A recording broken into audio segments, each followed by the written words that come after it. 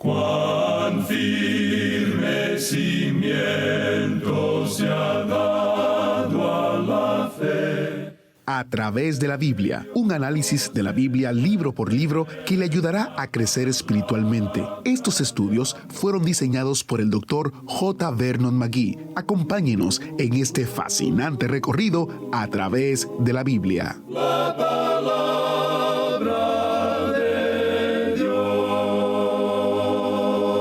¿Cuál es la responsabilidad de los cristianos hoy?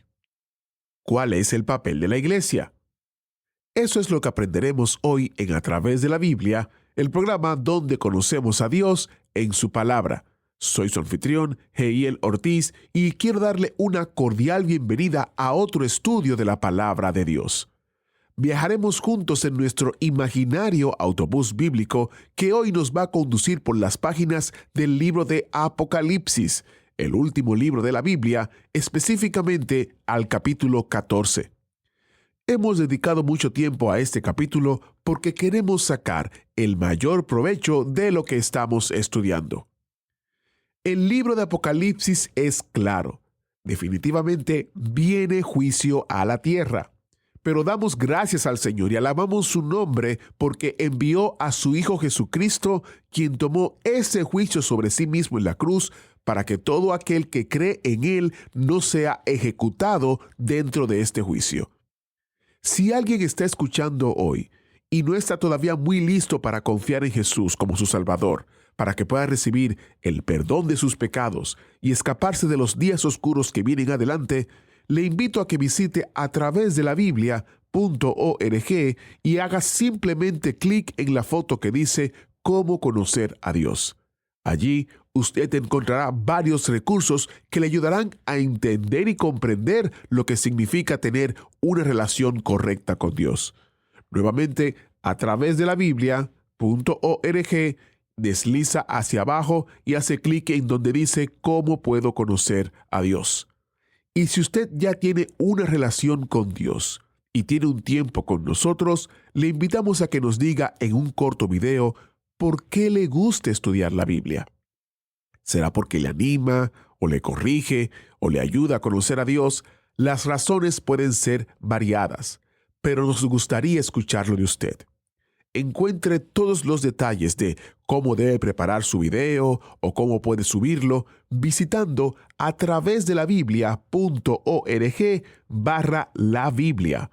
A través de la Biblia.org/la Biblia. Ahora, iniciemos nuestro tiempo de estudio en oración. Padre Celestial, gracias por tu palabra. Gracias porque podemos aprender más de ti y tu gran amor por nosotros. Mientras estudiamos hoy, te pedimos que nos ayudes a enfocar y a escuchar el mensaje que tienes para nosotros. Que hables a nuestros corazones y a nuestras mentes. En el precioso nombre de Jesús oramos. Amén. Y ahora, abra su Biblia o encienda su Biblia en Apocalipsis capítulo 14, porque estamos iniciando nuestro recorrido bíblico de hoy con las enseñanzas del Dr. McGee en la voz de nuestro maestro Samuel Montoya. Continuamos hoy, amigo oyente, viajando por el libro de Apocalipsis. Estamos en el capítulo 14 y vamos a comenzar hoy partiendo del versículo 9. Y para tener una mejor idea de lo que se nos presenta aquí, vamos a leer los versículos 9 al 12, que dicen: «Y el tercer ángel los siguió, diciendo a gran voz: Si alguno adora a la bestia y a su imagen, y recibe la marca en su frente o en su mano, él también beberá del vino de la ira de Dios, que ha sido vaciado puro en el cáliz de su ira, y será atormentado con fuego y azufre delante de los santos ángeles y del Cordero, y el humo de su tormento sube por los siglos de los siglos. Y no tienen reposo de día ni de noche los que adoran a la bestia y a su imagen, ni nadie que reciba la marca de su nombre. Aquí está la paciencia de los santos, los que guardan los mandamientos de Dios y la fe de Jesús». Él está hablando aquí de la gente que cumplía con los mandamientos de Dios, la ley del Antiguo Testamento. Ellos hasta ofrecían sacrificios, según se nos dice, durante la gran tribulación, y aún en el milenio. En esta sección creemos que se presenta de una manera muy clara que ninguno puede asumir una posición neutral durante este período tan intenso bajo la bestia. Aún hoy vemos a hombres de negocios creyentes que han capitulado a la ética de la hora. En el capítulo 13 vimos esta terrible alternativa que existía al negarse a recibir la marca de la bestia. Eso significaba perecer de hambre. Por otra parte, la persona que recibe la marca atrae sobre su propia cabeza la ira de Dios. Ahora notemos aquí que nos dice, Él también beberá del vino de la ira de Dios. Esta es una figura adoptada del Antiguo Testamento. Allá en el Salmo 75, versículo 8 leemos, Porque el cáliz está en la mano de Jehová, y el vino está fermentado, lleno de mistura, y él derrama del mismo. Hasta el fondo lo apurarán, y lo beberán todos los impíos de la tierra. Bueno, los profetas del Antiguo Testamento tomaron esto. Ellos vieron la copa de la ira que se llenaba hasta rebosar. Y luego, cuando estaba llena hasta rebosar, Dios la aplicaría a los labios de la humanidad impía. Ellos continuaban edificando todo esto hasta que el juicio tenía que llegar. Ahora aquí se nos dice, y será atormentado con fuego y azufre. Queremos decir aquí que si esto no es algo literal, el fuego y el azufre, entonces cualquier cosa que sea es peor que el fuego y el azufre. Que si esto es un símbolo se da como una representación un poco más débil. Es como la esencia de algo. Existe la esencia de pimienta, de ciertos perfumes, y alguien dio la siguiente definición de lo que es una esencia. Esencia es ese débil aroma que queda después de que ha sido o ha desaparecido la sustancia. Ahora, ¿qué es entonces? ¿Un símbolo? Es la esencia. Es una copia muy débil de la realidad. Y la realidad creemos que puede ser mucho peor. Pero recuerda, amigo oyente, que el azufre de Sodoma era literal. Ahora notemos que el infierno es algo visible para Cristo y para sus ángeles, pero no dice que es visible para los 24 ancianos. ¿Debemos pensar entonces, por esta razón, que la iglesia no sabe lo que está teniendo lugar en la tierra? Nosotros nos inclinamos a pensar que la iglesia no verá lo que está teniendo lugar en la tierra durante el período de la gran tribulación, pero por cierto que Cristo y los santos ángeles lo verán. Entonces, todos aquellos que pertenecen a Dios, lo que tienen que hacer es ser pacientes y esperar la venida de Cristo. Él dice, aquí está la paciencia de los santos. Y ellos son los que esperan. En el Evangelio según San Mateo capítulo 24, versículo 13, el Señor Jesucristo dice, Mas el que persevere hasta el fin, éste será salvo. ¿Por qué va a perdurar entonces? Porque Él ha sido sellado por el Espíritu de Dios y Él está vestido de la justicia de Cristo. Él puede vencer por la sangre del Cordero. El Señor dijo allá en Lucas capítulo 21, versículo 19, Con vuestra paciencia ganaréis vuestras almas. Eso es todo lo que puede hacer, aguantar la tormenta. Y eso es lo que ellos harán en el período de la gran tribulación. Ahora en el versículo 13 tenemos una alabanza o bendición para aquellos que murieron en el Señor. Aquí tenemos un versículo que se escucha en los entierros hoy, y por cierto que en el momento en que uno lo lleva a un entierro, no tiene ninguna aplicación. Esto se refiere al período del cual estamos hablando aquí, a la gran tribulación. No importa qué punto de vista tome usted, si usted cree que este es el período de la gran tribulación, entonces esto solo se puede referir a este período. Leemos este versículo 13 del capítulo 14 de Apocalipsis. Oí una voz que desde el cielo me decía, escribe, Bienaventurados de aquí en adelante los muertos que mueren en el Señor. Sí, dice el Espíritu, descansarán de sus trabajos, porque sus obras con ellos siguen. Esta no es una declaración para los santos de la era presente. Aparentemente muchos de los santos de Dios, los santos de la tribulación, tanto los 144,000 como esa multitud que no se puede contar de los gentiles que será salva, ellos van a entregar sus vidas por Cristo. Van a morir la muerte del mártir. Y ahora, Él tiene esa palabra de bendición para ellos. Bienaventurados de aquí en adelante los muertos que mueren en el Señor. Descansarán de sus trabajos porque sus obras con ellos siguen. Y Él les recompensará a ellos por esto de una manera muy particular. Ahora debemos decir aquí que pensamos que no es algo natural el querer morir. La mayoría de nosotros queremos vivir. El apóstol Pablo dice en su epístola a los Filipenses, capítulo 1, versículo 21, porque para mí el vivir es Cristo y el morir es ganancia. Personalmente, nos agradaría permanecer aquí unos cuantos años más y enseñar la palabra de Dios. No tenemos ningún apuro en ir al cielo. Hay una historia que hemos contado ya en nuestro programa, pero que queremos repetir porque señala bien este punto de vista. Cierto muchachito fue a la iglesia un domingo por la noche, y el predicador en su mensaje preguntó, ¿cuántos de ustedes quieren ir al cielo? Y todos los que estaban presentes levantaron la mano, menos este muchachito. El predicador le miró y le dijo, «Hijo, ¿no quieres tú ir al cielo?» Y el muchachito respondió, «Sí, pero yo pensaba que usted estaba enviando un viaje esta noche». Amigo oyente, tampoco nosotros queremos ir en el viaje de esta noche. Queremos permanecer aquí un poco más, porque vamos a ir a ese lugar eventualmente. Pero queremos vivir y servir tanto como nos sea posible. Y no creemos que sea algo natural el querer morir, pero en el período de la gran tribulación, amigo oyente, creemos que es algo diferente. Uno está esperando con paciencia y tristeza. Ahora, si usted es martirizado, entonces será algo maravilloso. Bienaventurados los que mueren en el Señor. Ellos serán recompensados. Debemos decir que no creemos que este será un buen versículo para utilizar en un funeral o entierro hoy, especialmente para una persona que ha vivido una vida de riquezas. En cierta ocasión se llevó a cabo el entierro de un hombre muy adinerado, uno de esos que nacen con todo lo que necesitan y que nunca tienen que trabajar en la vida. Él tenía tanta riqueza que hasta tuvo que perder algo porque tenía demasiado y tenía que deshacerse de algo en la vida. Y así es como lo hizo.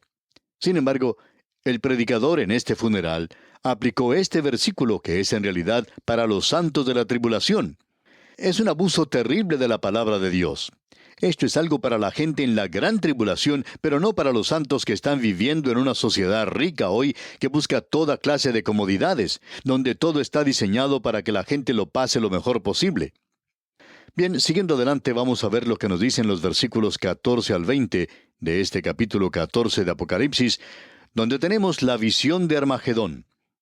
Antes decíamos que era una batalla de Armagedón, pero ahora la llamamos la guerra de Armagedón. El versículo 14 entonces de este capítulo 14 de Apocalipsis dice, «Miré, y he aquí una nube blanca, y sobre la nube uno sentado semejante al Hijo del Hombre, que tenía en la cabeza una corona de oro y en la mano una hoz aguda». Miré, y he aquí. Eso es lo que nos dice Juan. Él no solo es un oidor, sino que está observando todo esto, y él mira y escucha. Dice, «Y he aquí una nube blanca, y sobre la nube uno sentado semejante al Hijo del Hombre». Creemos que este, evidentemente, es el Señor Jesucristo presentado aquí en este versículo. La nube es una señal de identificación. Allá en el Evangelio según San Mateo, capítulo 24, versículo 30, se nos dice, «Entonces aparecerá la señal del Hijo del Hombre en el cielo, y entonces lamentarán todas las tribus de la tierra, y verán al Hijo del Hombre viniendo sobre las nubes del cielo con poder y gran gloria». Creemos que esa es la clase de nube que es la señal en el cielo. Él tenía una corona de oro sobre la cabeza, y creemos que eso confirma aún más que es el Señor Jesucristo. Él es el héroe de este libro. Uno necesita el Apocalipsis, la revelación, para tener un verdadero cuadro de Él. Aquí le vemos a Él como rey, no como profeta o como sacerdote. Su cargo es el de rey, y eso siempre está relacionado con su regreso a la tierra. Y luego dice, «Y en la mano una hoz aguda». Y esto nos habla del juicio de los impíos. Aquí tenemos algo bastante interesante. El comentarista Dr. Newell señala esta palabra hoz y declara que ocurre solamente 12 veces en las Escrituras, 7 de las cuales se encuentran en los versículos de esta sección. Y la palabra aguda se menciona 7 veces en Apocalipsis y 4 veces aquí. Notemos ahora lo que dicen los versículos 15 y 16 de este capítulo 14 de Apocalipsis. «Y del templo salió otro ángel, clamando a gran voz al que estaba sentado sobre la nube, Mete tu hoz y siega, porque la hora de segar ha llegado, pues la mies de la tierra está madura. Y el que estaba sentado sobre la nube, metió su hoz en la tierra, y la tierra fue segada». Creemos que esta es la segunda venida de Cristo. Mete tu hoz y ciega. Eso se refiere al juicio del hombre en la tierra. En el Evangelio según San Mateo, la cosecha ha sido por mucho tiempo identificada con el testimonio cristiano, y a los creyentes se les ha pedido que oren por obreros para la siega. Así es que es difícil para el creyente promedio entender o concebir bien esta escena en el verdadero contexto de la Escritura. En realidad a los creyentes no se les está urgiendo a que vayan a la cosecha hoy. Sí, se les urge a que siembren, y que siembren la palabra de Dios. Un sembrador salió a sembrar. Ese es el cuadro del creyente hoy. El Señor Jesucristo es el Hijo del Hombre, y la semilla es la palabra de Dios. Y el campo es el mundo. Y Él la está esparciendo por todo el mundo. Un día habrá una cosecha, pero esto será al fin de las edades. Usted y yo, amigo oyente, no estamos cosechando. Esa no es nuestra tarea. Nuestra tarea es la de esparcir la semilla. Esa es la razón por la cual nosotros no nos preocupamos hoy en cuanto a resultados, pero sí nos preocupamos mucho en cuanto a los sembradores. Debemos hacerlo mejor aquí al esparcir la palabra de Dios. ¿Por qué? Porque esta es nuestra tarea, el sembrar la semilla. No nos preocupa en realidad la cantidad de personas que levanten su mano, y no le podríamos ver a usted si la estuviera levantando ahora, pero las cartas nos cuentan la historia. Hay cantidades de cartas de personas que indican que se han entregado a Cristo. Y con usted hemos compartido muchas aquí en este programa. Nosotros sencillamente sembramos la semilla. Esa es nuestra tarea. Él es aquel que va a efectuar la cosecha. Y la cosecha o la siega es el juicio al fin de las edades. Y ese es el cuadro que se nos presenta aquí. Eso es lo que se nos está diciendo. El Señor Jesús dice, y queremos leer un pasaje allá en el Salmo 2, versículos 7 al 9. Escuche usted. Yo publicaré el decreto. Jehová me ha dicho, mi hijo eres tú, yo te engendré hoy. Pídeme, y te daré por herencia a las naciones, y como posesión tuya los confines de la tierra. Los quebrantarás con vara de hierro, como vasija de alfarero los desmenuzarás. ¿Cuándo tendrá lugar esto? ¿Tuvo lugar en su primera venida? No, amigo oyente, y este no es un texto misionero. Esto tiene lugar en la segunda venida, cuando es el juicio. Y aquí en este capítulo 14, versículo 15 de Apocalipsis dice, porque la hora de segar ha llegado. Y eso está de acuerdo con las palabras de Cristo. La siega o la cosecha al fin de las edades. Eso se menciona allá en el Evangelio según San Mateo, capítulo 13, versículo 39. Ha llegado el momento de cosechar. Así es que, amigo oyente, debemos hoy continuar sembrando y no debemos estar tan preocupados en tratar de que alguien levante la mano y pase adelante. Debemos estar seguros que estamos presentando la palabra de Dios. Y el Espíritu de Dios va a hacer el resto. Esto nos ha sido presentado ya anteriormente en el Antiguo Testamento. Joel capítulo 3 versículos 13 y 14 nos dicen, echad la hoz, porque la mies está ya madura. Venid, descended, porque el lagar está lleno, rebosan las cubas, porque mucha es la maldad de ellos. Muchos pueblos en el valle de la decisión, porque cerca está el día de Jehová en el valle de la decisión. Volviendo ahora al capítulo 14 de Apocalipsis, leamos los versículos 17 y 18. Salió otro ángel del templo que está en el cielo, teniendo también una hoz aguda. Y salió del altar otro ángel que tenía poder sobre el fuego, y llamó a gran voz al que tenía la hoz aguda, diciendo, mete tu hoz aguda y vendimia los racimos de la tierra, porque sus uvas están maduras. Aquí tenemos el santuario, el templo que está en el cielo. Esto nos identifica con el Antiguo Testamento, no con la iglesia. La hoz aguda señala hacia el juicio, y las uvas están maduras. Y el pensamiento aquí es que están secas como uvas pasas. Este es un cambio en la metáfora para la guerra de Armagedón, y ese es el cuadro que se nos presenta en Isaías, capítulo 63, versículos 1 al 6, donde dice, ¿quién es este que viene de Edom, de Bosra, con vestidos rojos? Este hermoso en su vestido, que marcha en la grandeza de su poder. Yo, el que hablo en justicia, grande para salvar. ¿Por qué es rojo tu vestido, y tus ropas como del que ha pisado en lagar?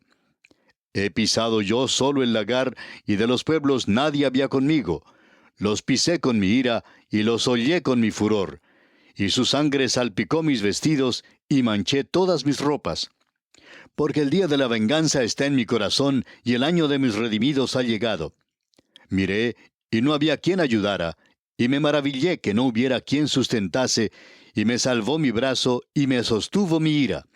Y con mi ira hollé los pueblos, y los embriagué en mi furor, y derramé en tierra su sangre.